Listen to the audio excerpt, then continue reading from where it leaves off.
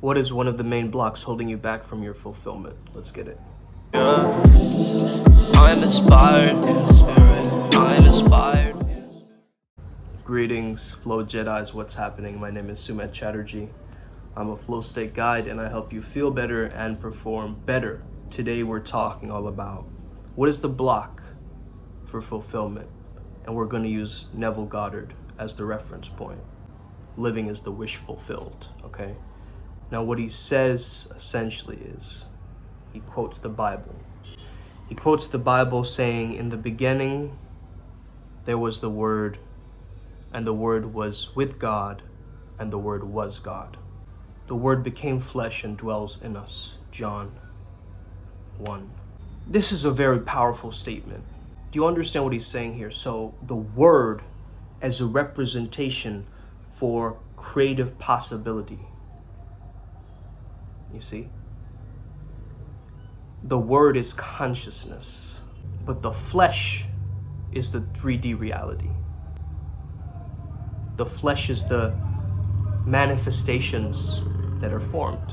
So if you get so attached to the manifestations, you're not focusing on that state of being. So what he essentially is saying with this quote from the Bible is, you've got to focus not on becoming, but on being.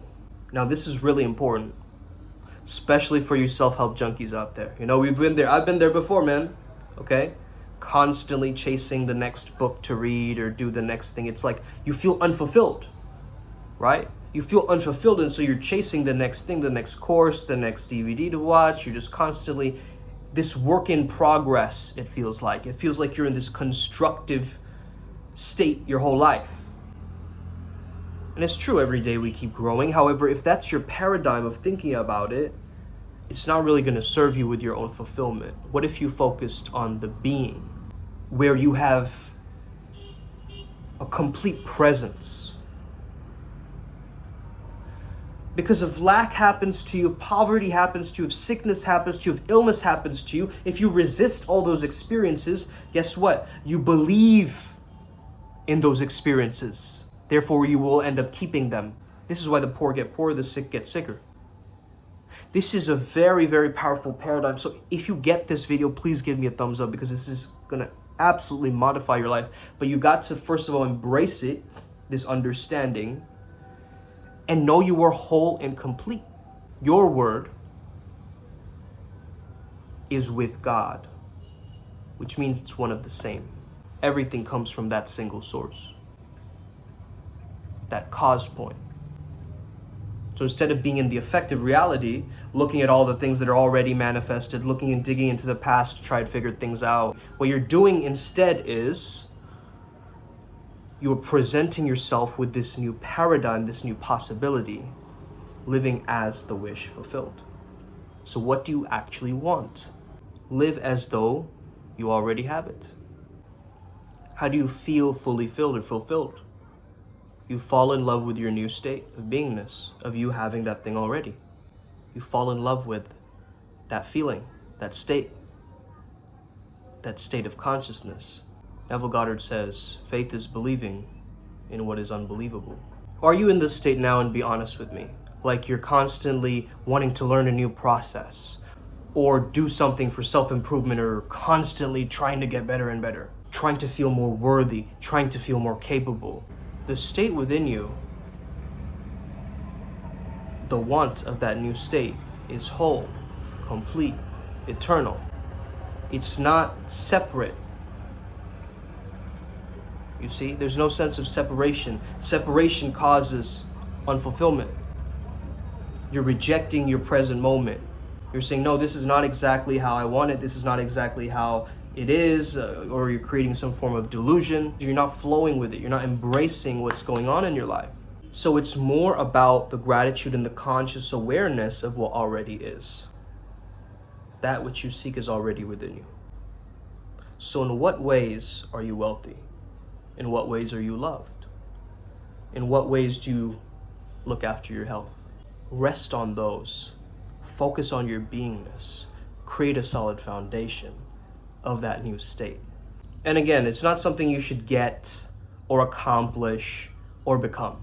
It's just something you've got to become aware of, that it's already within you. This is resourcefulness, correct? Neville says that prayer is a surrender. It means abandoning oneself to the feeling of the wish fulfilled.